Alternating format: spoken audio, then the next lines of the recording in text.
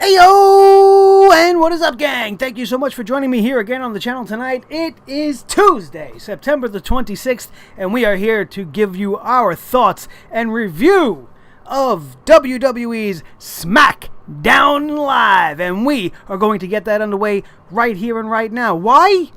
Because today is a very special day. What is today? Today is RUSEV Day. What? It's RUSEV Day!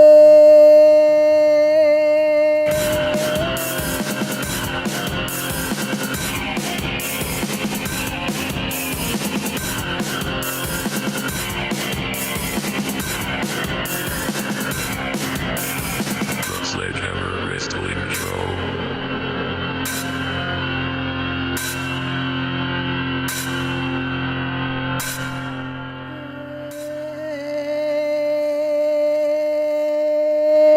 And thank you once again, wrestling fans, for joining me here.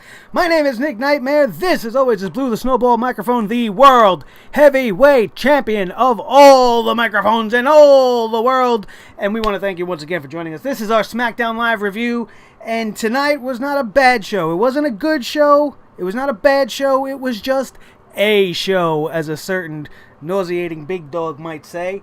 But I do have a few issues. As always, this was not by any means a spectacular show or anything to really get all hyped up about. It was a decent show, for once. And maybe I'm just feeling that way based off the fact of how fucking terrible Monday Night Raw was last night. And if you want to see what I have to say about that, you can go check out the review. It is here live on the channel for you. I will have it linked in the annotations on the side here.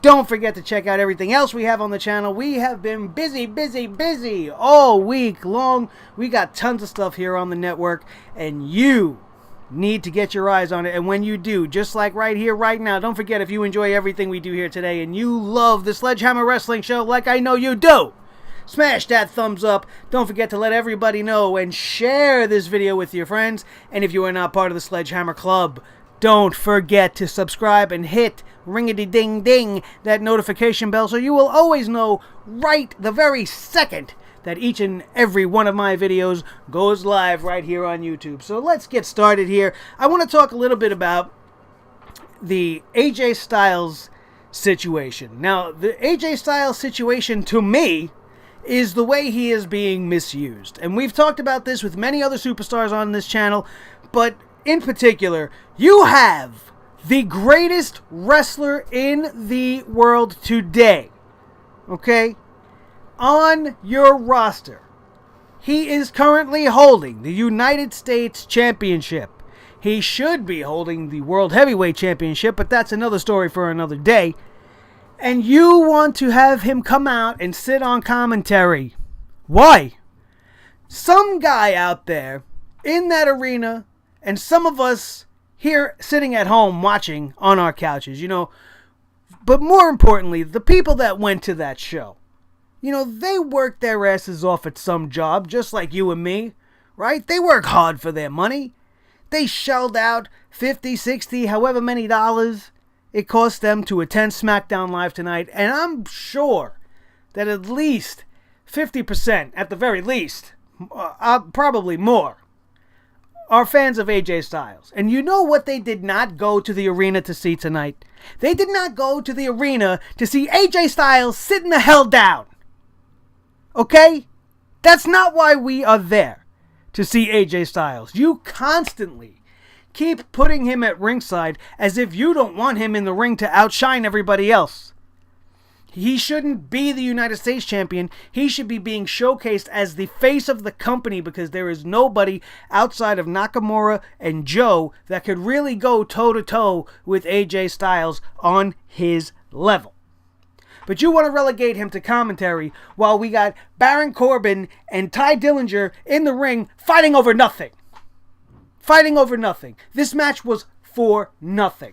It's not about the match quality or how long the match was or any of those things. It's not about the moves that they used. It's about the logic behind the storytelling. It's about the fact that this match should have been booked for the winner to receive the match against AJ Styles for the United States Championship. That's what should have been announced at the start of the show. Going back to what I was saying last night as well, it's just as if there's no plan. We're just having a show. We're just going to have everybody in the back every Monday and Tuesday, and whatever happens, happens. That's what it comes off looking like. Because here we just have a match, a grudge match, because these guys have been getting in each other's path to the United States Championship and AJ Styles.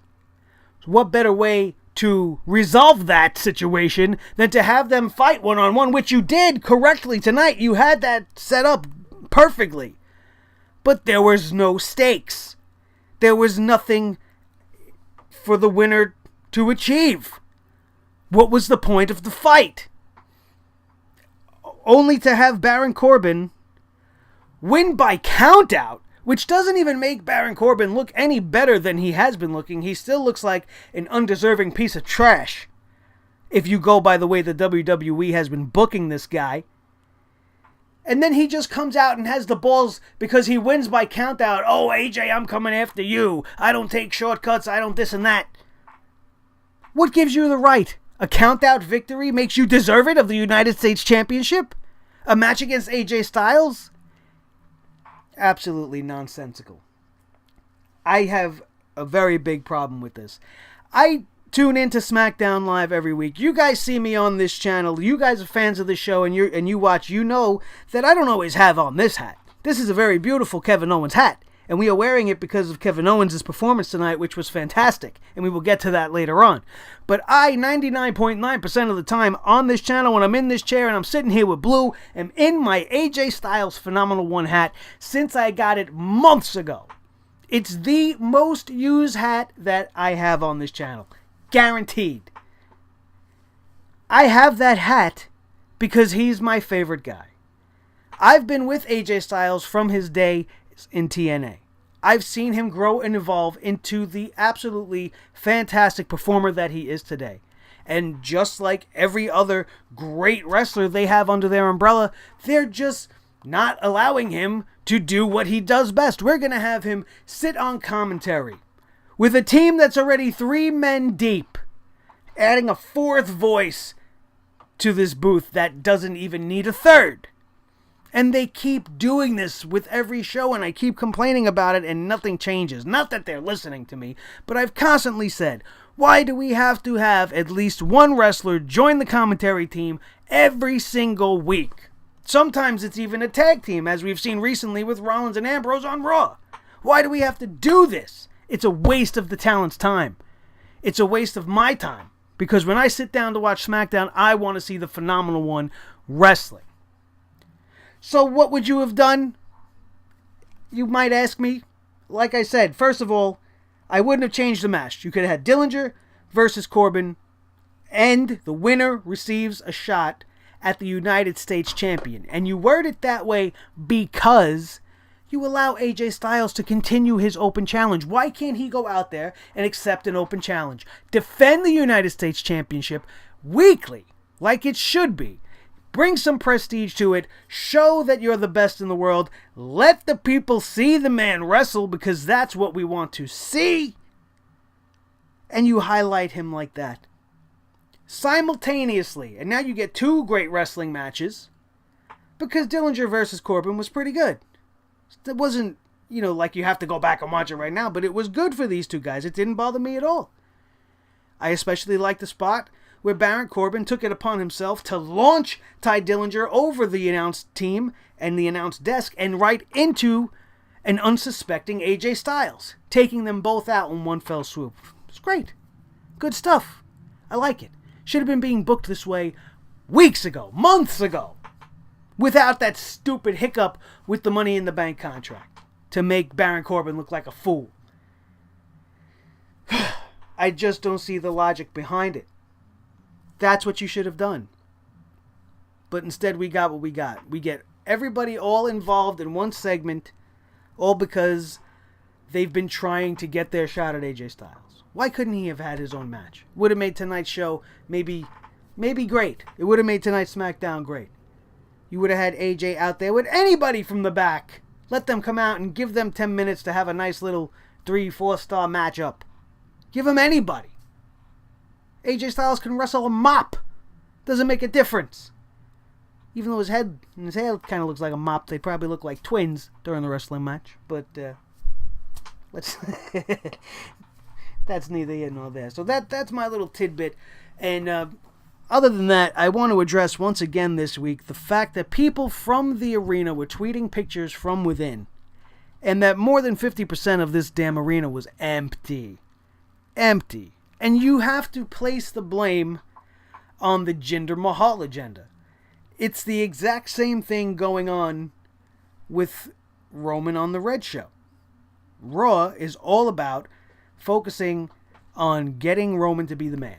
SmackDown, they're trying to get Jinder Mahal to be the man in India and get the rest of us to hate him as a legit heel, but they refuse to allow this man to wrestle either. Not that he can, he sucks. But at least if you have him defend the championship, or at least be in an athletic contest and not have his two midget friends interfere every single damn time. It's cool that a heel wins by cheating tactics once in a while, but guys like Flair and Savage and some of the greatest heels of all time, they won legit at least 80% of the time. So that when they did come up against that one guy who may have had their number, Flair had to pull the tights, or Flair had to get the knucks, or bring in the Horseman. Savage had Steamboat back in WrestleMania 3. He needed to gain some type of advantage, so what does he do? He goes and he hits him with the ring bell, takes the guy out for months. Vicious heel tactics, using dirty tactics, using foreign objects. There's a place for it. But not here, apparently. Jinder Mahal just keeps having people interfere in his match, the Great Khali, the Singh midgets. By the way, one of them little midget guys kind of looks like Tyrion Lannister. For my Game of Thrones buddies out there, just take a look next time you see Jinder the Juice Man come out with his little midgets. One of them looks like Tyrion Lannister. You know what I'm talking about if you watch the show. And if you don't know and you go back and watch, you're going to say, you know what, Nick? You was right, buddy. Jinder Mahal's failure continues, and it's almost as if the WWE just doesn't even give a shit about when they ruffle people's feathers anymore. Once upon a time, they would do something, and, it would gain some kind of negative mainstream media attention, and they would just, issue an apology and make it go away. But now it's as if they don't care. They keep getting slack about the Jinder Mahal promos that were very racially toned, which is unnecessary in today's modern day wrestling. It doesn't work anymore. The times have changed. You can't do that kind of stuff. But you continue to do it again. And alright, you toned down the Japanese jokes and you made it all about his facial expressions. But essentially, for 3 weeks in a row, you gave us the same exact segment, and every single week it absolutely sucked beyond all suctitude. It was the worst. And I don't care that at the end you made everybody believe it was a picture, but it was actually Nakamura. And he stood there with his little, right? And then he starts doing this. And the midgets are like, oh, did we see it move? Did we see it move? No. You didn't see it move. It was a mirage. You're an idiot.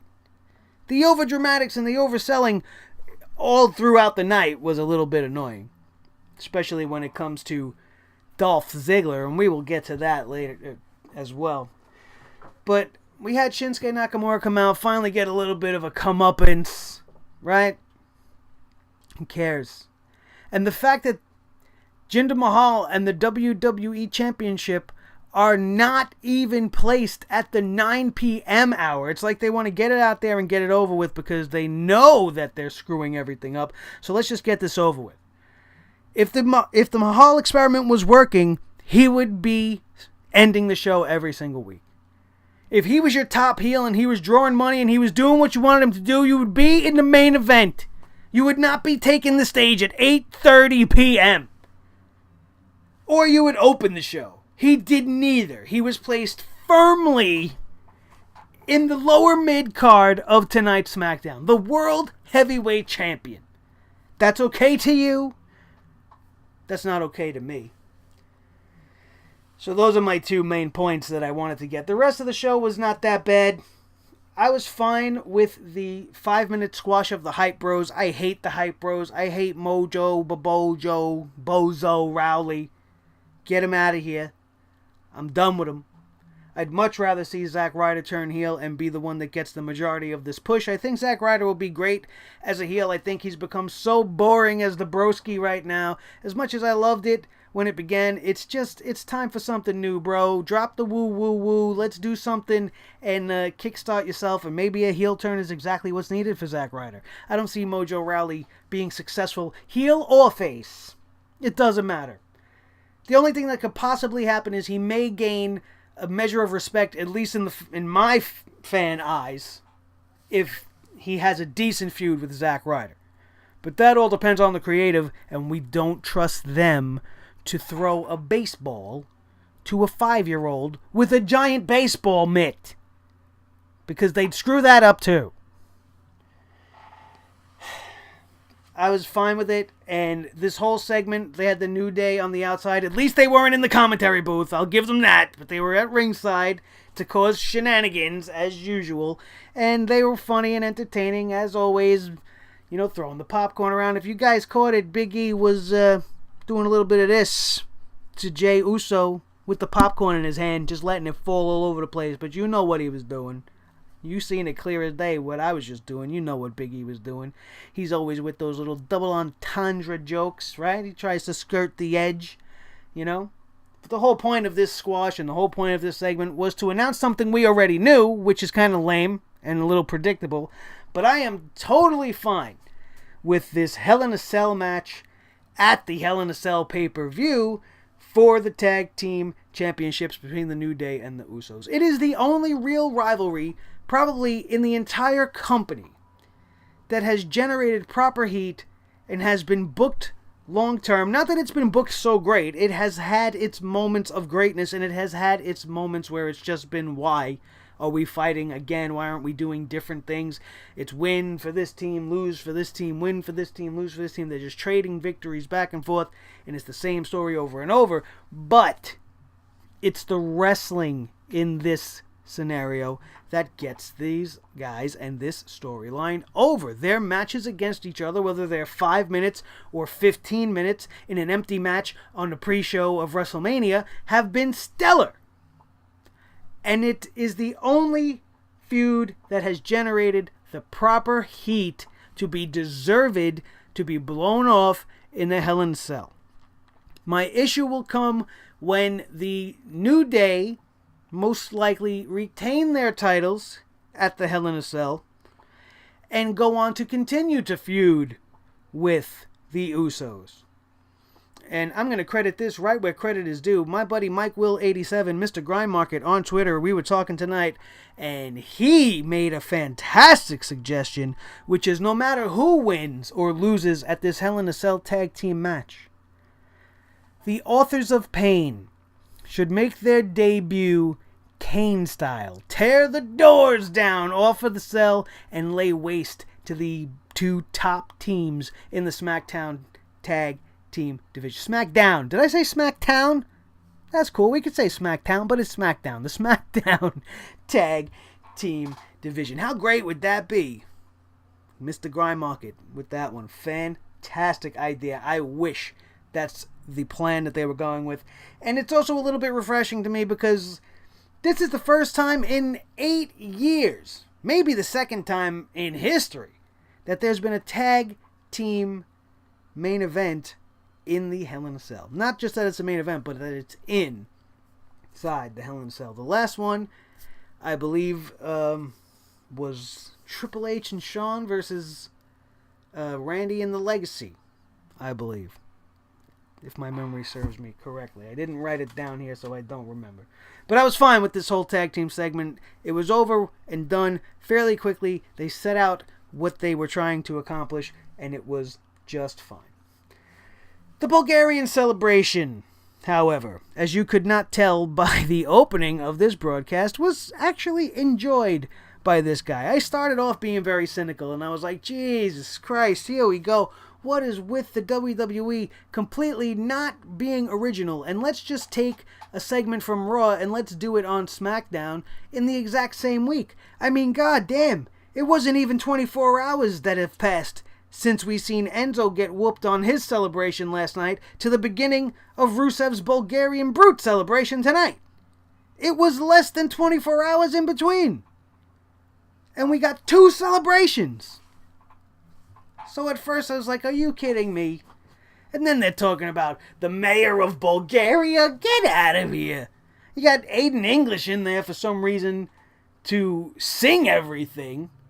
And I was really pissed off about it at first, but he ended up being the highlight of the entire thing. Up until we had Randy Orton come out and RKO everybody out of nowhere and lay waste to both of these guys, and it echoed a little bit of the Attitude Era. It was a little long, a little too long. I think they maybe could have shaved about 4 minutes off of this whole entire segment. But nevertheless, I was fine with this. This was entertaining, at least. Way more entertaining than the celebration we got last night. If you want to compare the two, this one by far was better. We had that Bulgarian flag podium sitting there. You had this fake mayor give Rusev a stupid cardboard gold key. Rusev is overselling it like a 5-year-old child with a candy bar. I was enjoying it. I just enjoyed it. And then you have Randy come out. I'm not enjoying the fact that Rusev is stuck with Randy still, but what else are they going to do with him right now? They got everybody else all mixed up. They got a whole bunch of people in the back they don't want to use, but we are going to continue Randy and Rusev. That is the only negative thing that bothers me. I don't want to see them going at it anymore. I want to see Rusev moved on. I want to see him taken more seriously. Hopefully, being that his celebratory segment was placed in the prime spot at 9 p.m., right in the middle, maybe they are taking Rusev a little bit more seriously, but we will have to wait and see that for sure. Let's turn the page on our notepad here. Carmella versus Charlotte. This was interesting, and this also was a decent match. This was actually one of the better matches I have ever seen Carmella have. And that could probably be credited to Second Nature, the queen herself, Charlotte Flair. I've always said it, she's great in the ring. She's a great wrestler. It's always just been her promo skills that make me just want to turn my ears off and just shut up and wrestle. Girl, you're great at wrestling. So do that. And tonight you proved that because you made Carmella look like $1 million compared to what she usually looks like, which is a confused hot mess. Like she doesn't know what she's doing, like she doesn't know where to two-step, and that she can't dance with these girls. But Charlotte is a good lead.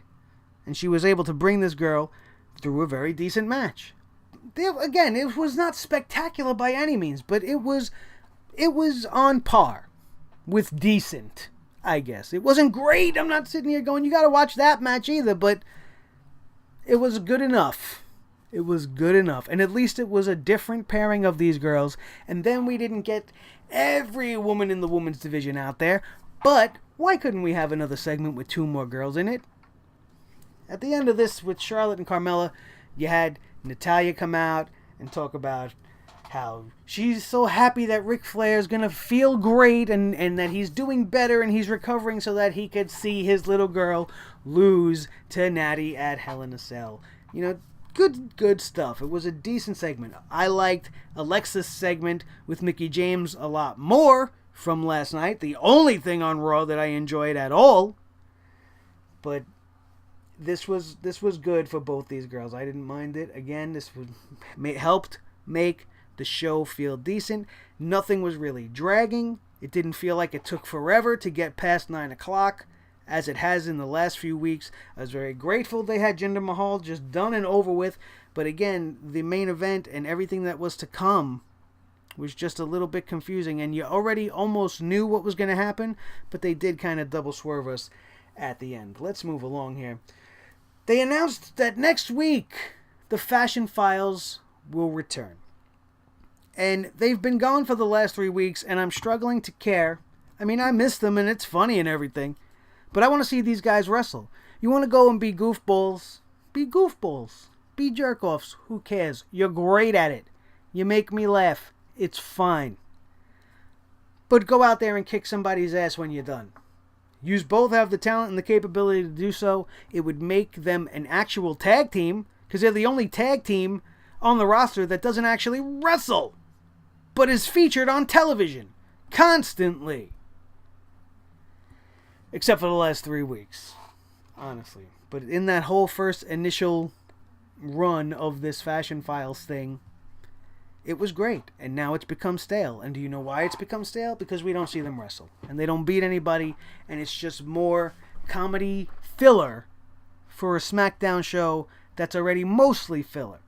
So, we'll see. Hopefully, whatever this is that they're going to do is going to lead to an end to so many vignettes and a beginning to them getting back into the ring. We come back to SmackDown Live and The Undertaker's music hits. And I was not fooled for a microsecond.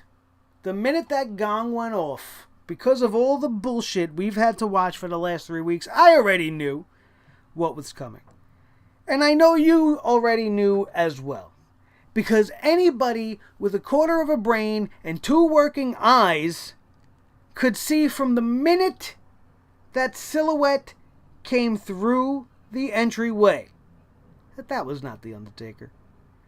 First of all, deep down inside, you already knew it wasn't The Undertaker before he even made his entrance. You knew. I know you did, because you're not a moron. Especially if you're a fan of this show. You're not stupid, I'm not stupid. You know what's stupid? Having a script and having people in your headset, right? Telling you, especially Todd Phillips, and I feel bad for you, bro, because I know you're just doing your job. But let's make Todd Phillips look like an idiot. And let's make him seem like he actually believes that this midget version of The Undertaker, this man that doesn't even fill out the coat is dragging on the floor like it was being worn by a tiny chimp. The hat was 2 times the size of the man's head. It was clearly the smallest Undertaker anybody has ever seen. Anybody from 100 yards away with a blind monocle in one eye could have told you that's not The Undertaker. But there we have Todd Phillips. Oh, I don't believe it.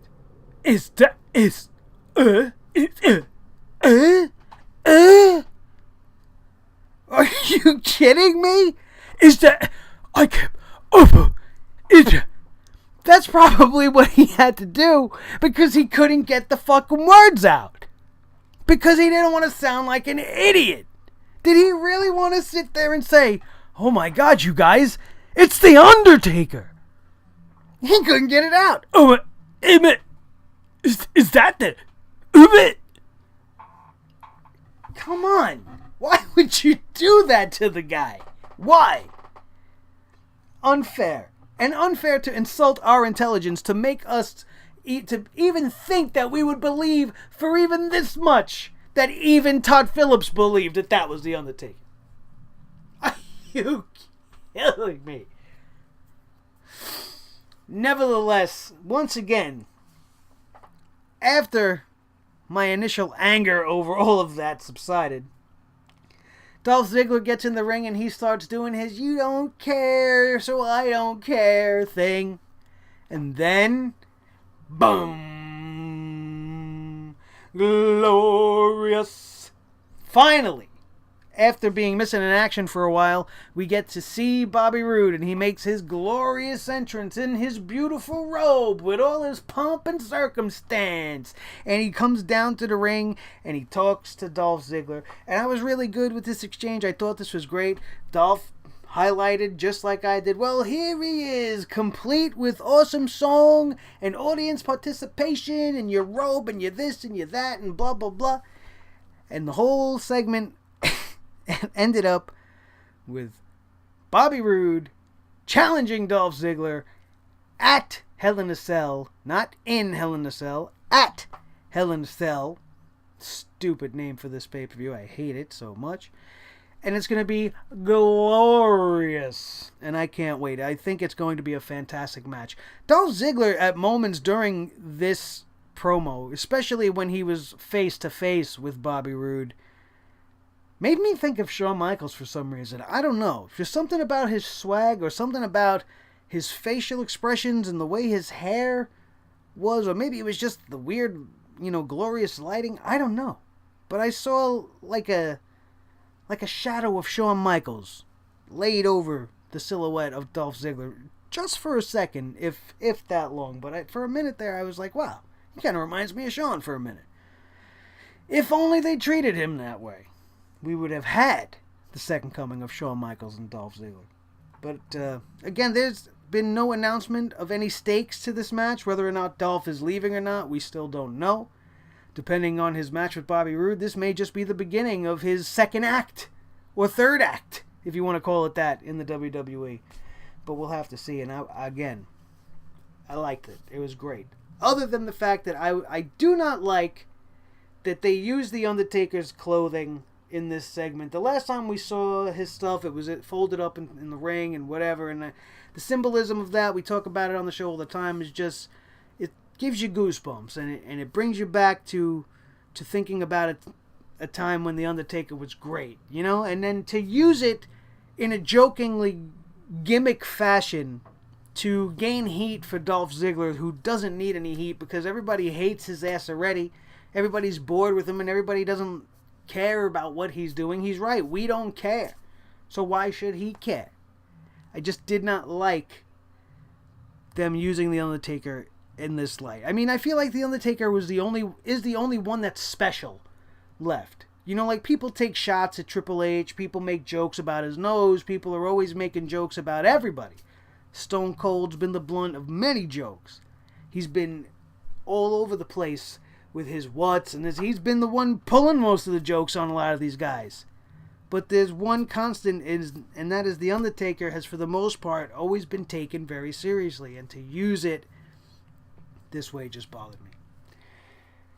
We get to the main event, which is Kevin Owens versus Sami Zayn. These two opened up the show tonight with a great promo segment. You could put Kevin Owens and Sami Zayn together in a coffee shop over a nice cup of coffee, and you'll be entertained just by listening to them talk to one another.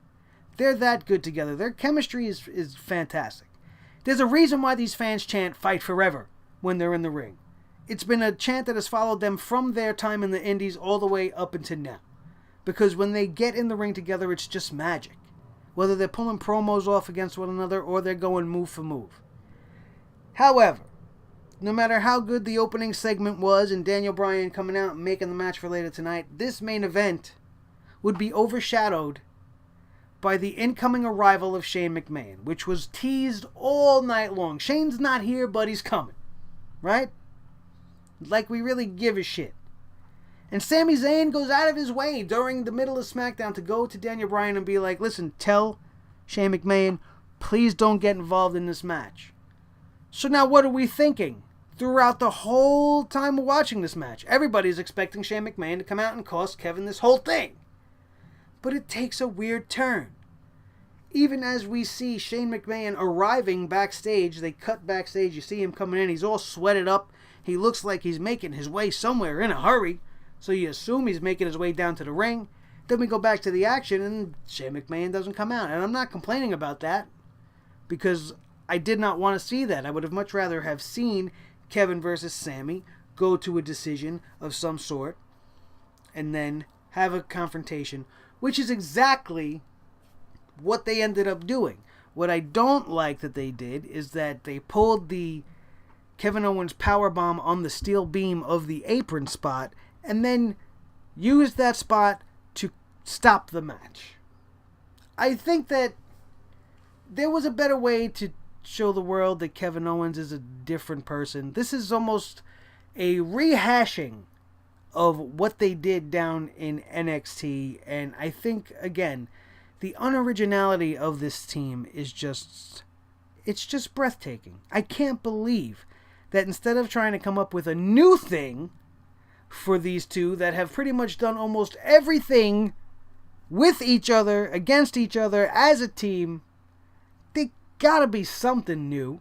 You couldn't just go back to the best moment that they had at NXT and go, okay, we're going to redo this again. Not like you didn't do it on Raw.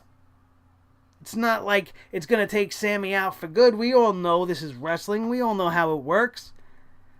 But they could have done something better. A different spot. Something through the table. Whatever.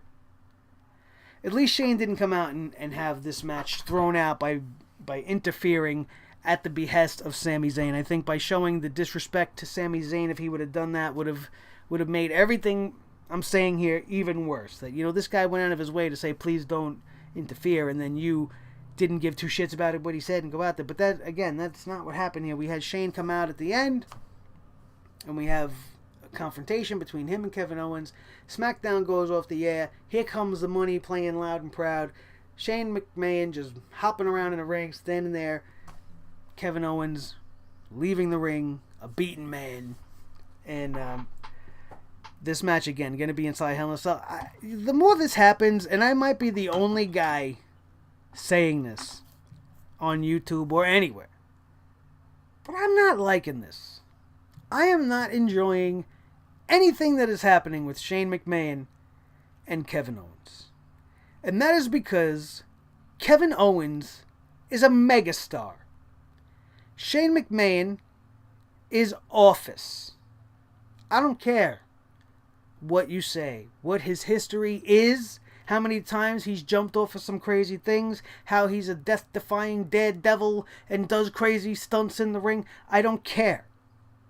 I'm not watching stunts. This is not Hollywood. If I want to see stunts and people fall from high buildings, I will turn on a Hollywood movie or I will watch something on Netflix or HBO. I want to see Kevin Owens wrestle against the best in the world. I don't want to see Kevin Owens being put inside a Hell in a Cell, no less, with the son of Vince McMahon.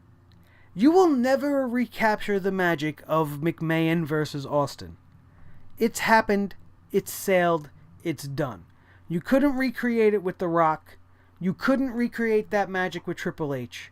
You couldn't recreate it with anybody that's come after that. Cena versus McMahon, nothing. Hogan McMahon, nothing. It didn't matter. There's only one feud that McMahon has had in his whole entire career that means a goddamn lick of anything, and that was Austin McMahon. This McMahon, Shane McMahon, the younger, more agile, more death-defying, more entertaining McMahon, still does not deserve to be in this ring. Especially at 40 plus years of age, father of 3, corporate head of SmackDown, right? I don't like it. I do not like when authority figures are getting involved in matches, or are given matches, or are having matches the caliber of a Hell in a Cell match against an athlete as awesome as Kevin Owens. I hate it. I'm sorry. If you like it, feel free to let me know. Call me a jerk off, whatever you want to do. That's my feeling on it. I hate it. So the main event to me tonight was Sami Zayn versus Kevin Owens. Everything that happened or anything that has anything to do with Shane McMahon and this match with Kevin Owens, I want nothing to do with it. I'm more looking forward to seeing the Usos versus the New Day. And to me, that's the only Hell in a Cell match worth having. I don't give a damn if Shane McMahon goes to the tippy top of the Hell in a Cell and does a triple moonsault through 2 tables onto Kevin Owens. That's not what I want to see. I don't want to see that from Shane McMahon. I don't want to see him going out there and almost killing himself for a throwaway bullshit pay-per-view like Hell in a Cell. Not even for a big moment like WrestleMania. That stuff has passed for Shane McMahon. That time is done. He's not in the ring every week. He's not competing. He's not a wrestler. And I might have a little more leniency to this if you actually featured the wrestlers you have in a positive light. But you're letting all of the biggest names in the company take a back seat to Shane McMahon? Shinsuke Nakamura is in a World Heavyweight Championship match that nobody gives a shit about, but all they want to talk about is Owens and Shane in the cell. It's ludicrous. AJ Styles, United States Champion. You have Baron Corbin, you got Ty Dillinger. Why not throw him in a triple threat and just be done with it? Be done with it. Let AJ Styles beat them both and then move this along. It's just, I don't understand it. I really don't. No matter how you look at it, it's going to be a very interesting couple of weeks, you guys. I don't know what they're going to do at Hell in a Cell. We got one more week of build. Next week is the go-home show, and I have no faith in them to make me feel any better about this card. Even though tonight was a decent show, it definitely has miles and miles to go before it can really be considered a great improvement, because everything that WWE is doing right now is just it's just I got nothing really to look forward to, especially after the hugest disappointment of all time in what could have been one of the biggest moments in wrestling history with Braun and Brock at No Mercy. You want me to get hyped for another pay-per-view in 2 weeks where the biggest match you want to sell me is Vince McMahon's son versus one of the greatest wrestlers in the world inside a steel box for no reason other than, Shane McMahon didn't count a 3 count. I don't care. That's going to do it, you guys. That was your SmackDown Live review. Don't forget to hit that like button. Make sure you subscribe to the channel if you are not subscribed already. Check out Clutch Chairs, our sponsor. The link is down in the description below. All you got to do is click it, go check out a chair or two, say, ooh, I like this, ooh, I like that. Buy it if you like. You definitely don't have to. All you got to do is go look at it, and you've helped us out here in a tremendous way, and you've supported the show. Another way you can support the show is to check us out on iTunes, Stitcher Radio, and Podbean. And if you feel generous enough, go check us out and support us on Patreon, because the more we grow, the bigger we show. And the bigger show we got, the bigger fans we got, the best fans in the world I got. And I want to thank you guys so much once again for being a part of it. That is going to do it. I am Nick Nightmare. This is Blue the Snowball Microphone, the world heavyweight champion of microphones. Thank you for watching, and we will see you next time right here on the Sledgehammer Wrestling Show, where every day is Rusev Day.